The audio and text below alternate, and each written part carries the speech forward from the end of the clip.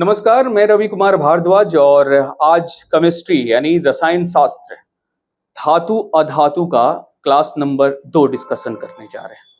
ठीक है। धातु अधातु का फर्स्ट सेशन यानी क्लास फर्स्ट अच्छे तरीके से बताए थे। धातु क्या होता है, अधातु क्या होता है, उसके डेफिनेशन के बारे में डिस्कस ऊपर किए थे। तो चलिए हम लोग डिस्कस करते हैं धातु अधातु, धातु अधातु अयस्क गुण धर्म और उपयोग के बारे में। तो अगला जो प्रश्न है धातु अधातु से, यानी प्रश्न क्या है कि सबसे अधिक क्रियाशील धातु कौन सी है, यानी सबसे क्रियाशील धातु के बारे में, रिएक्टेंट मेटल्स के बारे में बात करते हैं। 4 विकल्प दिया है, सोडियम, आयरन, कैल्शियम, पोटेशियम। विकल्प जो डी है वो बिल्कुल सही है, potassium is a right answer. अब क्या है कि इसके बारे में हम लोग जाने कि सबसे क्रियाशील कौन सा है। किताबी भाषाओं में हम लोग बात वगैरह कर लेंगे कि हाँ कौन कौन सा है, लेकिन उसके बारे में ट्रिक जानना बहुत जरूरी होता है। तो हम लोग थोड़ा सा जानिए कि क्रियाशील तत्वों में कौन कौन सा क्रियाशील है। तो देखिए यहां से देखें कि प्रश्न वगैरह था कि कौन सा क्रियाशील था। उस ऑप्शन में, उस विकल्प में पोटेशियम सही था। तेजी से अभिक्रियाशील तत्व के बारे में, यानी फास्टेस्ट क्रियाटेंट एलिमेंट्स के बारे में बात करते हैं। तो यहां पर 1 और 2 के बारे में डिस्कस कर रहे हैं, अपर और लोअर के बारे में बात करते हैं। अपर में सबसे ज्यादा क्रियाशील potassium, sodium, calcium, magnesium, aluminium और जिंक आ गया। पहला ऊपर वाला स्टेज हो गया। नीचे वाला स्टेज में क्या हो गया, ये हो गया आयरन हो गया, यानी फेरस ऑक्साइड कहा जाता है। लेड हो गया सीसा, हाइड्रोजन, मरकरी, सिल्वर और गोल्ड। गोल्ड के बारे में बात करते हैं कि सबसे कम क्रियाशील होता है, नहीं हवा में, नहीं वाटर में और नहीं अम्ल में वो क्रियाशील वगैरह होता है। वो क्रियाशील यानी अभिक्रियाशील किसमें होता है, तो अम्ल राज में होता है। अब क्या है, इसके बाद हम बात करेंगे क्या है कि ट्रिक के बारे में, आपके दिमाग में कैसे जाएगा। तो एक सिंपल सा ट्रिक है, याद कर लीजिएगा। सिंपल में के ना का, के ना का, के ना का, यहां पर मग अल जन, मतलब जो अल है मग लेकर जन, जन मतलब नागरिक के बारे में बात हो। के ना का मतलब होता है यहां पर पोटेशियम हो गया, के ना का मतलब हो गया सोडियम हो गया, का मतलब हो गया यानी कैल्शियम हो गया, मग अल जन यानी मैग्नीशियम, ये हो गया एल्युमिनियम और एक हो गया जिंक हो गया। ये हो गया तो पहला अपर वाला पार्ट, ये हो गया दूसरा यानी लोअर वाला पार्ट। अब यहां पर फ्री प्रभु है क्यों, प्रभु के बारे में बात हो रहा किया जा रहा है, तो कह रहा है कि फ्री प्रभु है क्यों। फ्री मतलब हो गया फेरस यानी आयरन, प्रभु मतलब हो गया पीबी यानी सीसा, एच मतलब हो गया हाइड्रोजन, क्यों मतलब हो गया कॉपर यानी तांबा। फिर इसके बाद आ जाता है ये तीनों के बारे में, मरकरी हो गया, सिल्वर हो गया और ये सबसे कम क्रियाशील होता है। यहां से भी प्रश्न वगैरह आता है, यानी मरकरी, सिल्वर और गोल्ड बहुत ही कम क्रियाशील होता है।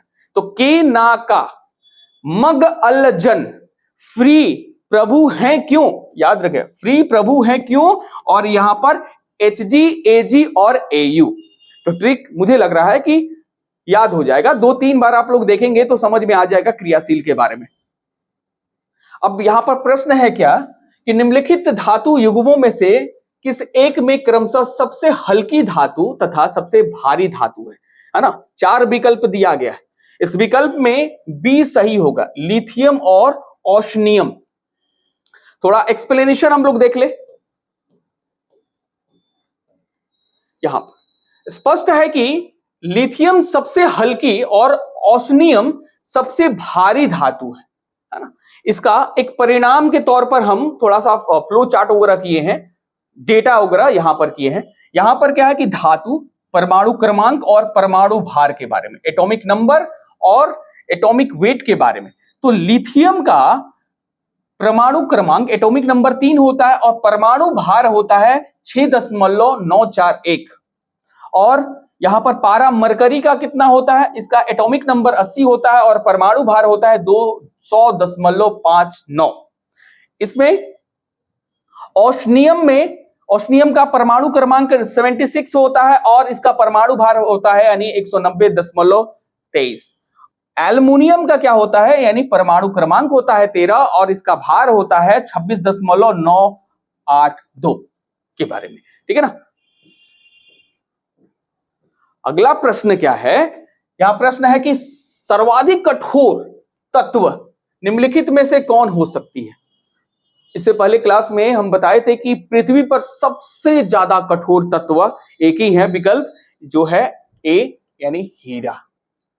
हीरा के बारे में, यानी हीरा यानी पृथ्वी का, है ना, पृथ्वी का सर्वाधिक कठोर तत्व में जाना जाता है। हालांकि इसको क्या है कि इसको हम लोग रखते हैं अधातु में रखते हैं, इसको हम लोग अधातु यानी नॉन मेटल में रहते हैं। और नॉन मेटल के बारे में पिछले क्लास में ही डिस्कस किए थे। ये क्या होते हैं, भंगूर होते हैं। भंगूर का मतलब होता है क्रिस्टलाइज, जो कि चूर चूर हो जाते हैं, है ना। इसके बाद हम लोग क्या है कि इनके बाद सीधे यानी प्राकृतिक वस्तुओं में सर्वाधिक कठोर तत्व यानी हार्डेस्ट यानी क्या होता है, डायमंड, यानी डायमंड वगैरह होता है सर्वाधिक। यानी प्रश्न आए प्राकृतिक, यहां पर तत्वों के बारे में बात होता है, यानी सभी पदार्थ यानी तत्व हो सकते हैं, ठीक है ना। तत्व, तो तत्व सबसे हार्डेस्ट जो एलिमेंट्स होते हैं वो डायमंड वगैरह होते हैं। अगला प्रश्न क्या है कि निम्नलिखित में से कौन कठोरतम धातु है, हार्डनेस मेटल वगैरह होता है। सोना, लोहा, प्लेटिनम और टंगस्टन। विकल्प जो डी है वो बिल्कुल सही है, टंगस्टन। थोड़ा डेटा देखें और इनके बारे में थोड़ा जानें। यहां पर अभी डिस्कस वगैरह किए थे, अधातु यानी नॉन मेटल यानी हीरा सभी प्राकृतिक वस्तुओं में सर्वाधिक क्या होते हैं, कठोर होते हैं, हार्ड होते हैं। लेकिन वहां पर तो ऑप्शन ही नहीं दिया था डायमंड के बारे में। यहां पर जबकि धातुओं की कठोरता सामान्यतः क्या होते हैं, इनके द्वारा टेस्टिंग किया गया था। किनके द्वारा टेस्टिंग किया गया था, रॉकवेल हार्डनेस के द्वारा। रॉकवेल हार्डनेस के द्वारा टेस्ट किया गया था और इसके द्वारा ही परिभाषित किया जाता है, यानी इसके द्वारा ही डिफाइन किया जाता है। तो इसके द्वारा डिफाइन किया गया था कि प्राकृतिक में अधातु यानी तत्वों में सबसे पृथ्वी पर सबसे सर्वाधिक कठोर है, यानी कौन, हीरा। इसके अलावा धातुओं में सबसे ज्यादा टंगस्टन है। थोड़ा आंकड़ा हम लोग देखें, डेटा के रूप में हम लोग देखते हैं, तो यहां पर हम लोग देखेंगे कि धातु और यहां पर कठोरता का स्तर के बारे में बात वगैरह करते हैं। तो ये डेटा बहुत इंपॉर्टेंट है एग्जाम के व्यू से। लेड के बारे में बात करते हैं, सीसा का यानी कठोरता का यानी 1.5, जस्ता यानी जिंक का 2.5, गोल्ड का ये हो गया 2.5 से लेकर 3 के करीब आता है, कॉपर यानी 3 के करीब आता है, प्लेटिनम यानी ये आता है, दो चीज प्लेटिनम और स्टील दोनों एक बराबर आता है, 4 से यानी 4 से 4.5 और स्टील का भी 4 से 4.5 आता है।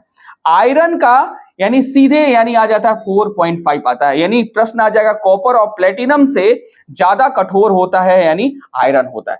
और यहां पर देखें कि टाइटेनियम 6 हो गया, लेकिन टंगस्टन के यहां पर बात किया जा रहा था, यानी विकल्प जो टंगस्टन था वो सही था, यानी आंसर क्या हो जाएगा 7.5 सबसे कठोर क्या हो गया, यानी टंगस्टन वगैरह हो गया। ठीक है, आगे हम लोग देखते हैं निम्नलिखित में से कौन सा एक पदार्थ बहुत कठोर और बहुत तन्य होता है।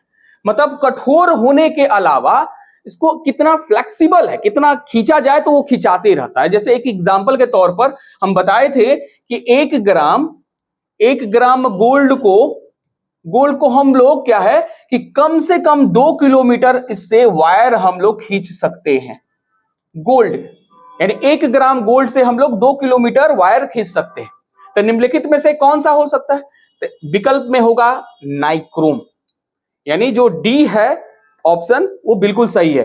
चलिए इनके बारे में थोड़ा सा हम लोग डिस्कस कर ले, करना बहुत जरूरी हो, है ना। अलग अलग जो विकल्प दिया है उनके बारे में डिस्कस करें और लास्ट में हम लोग नाइक्रोम के बारे में डिस्कस करते हैं। यानी कार्बोडम एल्युमिनियम का ही अयस्क है, यानी क्या है, ओर्क माना जाता है। जैसे एल्युमिनियम का बॉक्साइट ओर्क है, वैसे ही कार्बोडम यानी एल्युमिनियम का ही क्या है कि ओर्क माना जाता है, यानी अयस्क माना जाता है। होने के कारण एल्युमिनियम का गुणधर्म युक्त होता है, जो कि कठोर और तन्य नहीं होता है। दोनों नहीं होता, ना ही कठोर होता है और ना ही तन्य होता है। तन्य मतलब क्या है? फ्लेक्सिबल, यानी बहुत खींचा जाए, यानी ऐसा धातु जिसे क्या है कि बहुत दूर तक खींचा जा सके। जैसे एग्जांपल के तौर पर यानी गोल्ड के बारे में बात वगैरह करते हैं, ठीक है ना। इसके अलावा क्या है इसमें था, यानी कास्ट आयरन के बारे में बात करते हैं। तो देखिए कास्ट आयरन क्या है, कठोर तो है ही, कठोर तो है, लेकिन क्या है कि अगर दबाव डालेंगे, अगर प्रेशर डालेंगे उस पर, तो ये क्या हो जाएगा, ये उसका भंगुर प्रवृत्ति हो जाएगा। भंगुर प्रवृत्ति का मतलब होता है कि ब्रेक डाउन, यानी टूट जाएगा, है ना। आयरन यानी कास्ट आयरन के बात करते हैं। तो यहां पर प्रश्न पूछा गया था, दोनों चीज कठोर और तन्य के बारे में बात हो किया गया था, है ना। इन और विकल्प में दिया गया है यहां पर टंगस्टन के बारे में। तो दिमाग में तो आया होगा कि सर टंगस्टन क्यों नहीं हो सकता है। तो देखिए टंगस्टन का गलनांक बिंदु, है ना, मेल्टिंग पॉइंट अधिक है और यह तन्य धातु है। जिसमें मेल्टिंग पॉइंट अधिक होता है, यानी गलनांक बिंदु अधिक होता है, वो तन्य होता है। लेकिन क्या है, किंतु उतना कठोर नहीं है जितना नाइक्रोम है ना। नाइक्रोम के बारे में हम लोग थोड़ा सा डिस्कस कर दें यहां पर। यानी नाइक्रोम, नाइक्रोम क्या होता है, अभंगुर होता है, यानी ये ब्रेक डाउन नहीं हो सकता है, यानी काफी कठोर होता है। होने के कारण क्या होता है, हाई मेल्टिंग पॉइंट होता है। जिसमें हाई मेल्टिंग पॉइंट होगा, गलनांक अधिक होगा, वो काफी तन्य होगा। यानी दोनों प्रकार का प्रवृत्ति होता है। अब यहां से प्रश्न आता है कि नाइक्रोम एक मिश्र धातु के अंतर्गत आता है। इसमें कौन कौन सा, है ना, तत्व होते हैं। तो निकेल, क्रोमियम, आयरन और मैग्नीज में मिश्र धातु का कुछ ट्रिक बताए हैं अपने ही क्लास में, आप लोग देख सकते हैं मेरे क्लास। मिश्र धातु का ट्रिक बहुत अच्छे से बताएं, बहुत सिंपल तरीका से ट्रिक करके बताएं। जितने महत्वपूर्ण मिश्र धातु है जो कि एग्जाम में आया है, मैं डिस्कस वगैरह कर दिया हूं। तो इसमें निकेन, क्रोमियम, फेरस और मैग्नीशियम ये बहुत ही कम मात्रा में, यानी मिनिमम अमाउंट में पाया जाता है नाइक्रोम में, आयरन और मैग्नीज। लेकिन बताएंगे, पूछेंगे, है ना। ये हो गया निकेल और क्रोमियम, आयरन और मैग्नीशियम के बारे में। अगला प्रश्न क्या है, अगला प्रश्न है कि सबसे भारी प्राकृतिक तत्व कौन सा है। निम्नलिखित में से 4 ऑप्शन दिया गया है। विकल्प जो ए है वो बिल्कुल सही है, यानी यूरेनियम के बारे में बात करते हैं। चलिए हम लोग थोड़ा सा देखते हैं, यूरेनियम सबसे भारी प्राकृतिक तत्व है। भारी के बारे में, कठोर के बारे में बात नहीं कर रहे। पृथ्वी पर सबसे हार्डेस्ट जो तत्व होता है वो डायमंड होता है। यूरेनियम के बारे में यहां पर देखिए कि सबसे भारी प्राकृतिक तत्व यानी एलिमेंट्स यूरेनियम है, जिसका परमाणु भार यानी लगभग 238.3 तथा इसका घनत्व यानी डेंसिटी यानी कितना हो गया 19.5 ग्राम पर सेंटीमीटर क्यूब वगैरह होता है। तो दो चीज इंपॉर्टेंट है, ये भार हो गया और ये हो गया डेंसिटी। डेंसिटी पर ही यानी क्या है, डेंसिटी पर ही डिपेंड करता है वेट कि कितना वो भारी है। अगला प्रश्न यहां पर देखिए, अगला प्रश्न क्या है कि निम्नलिखित में से सबसे भारी धातु कौन सा है।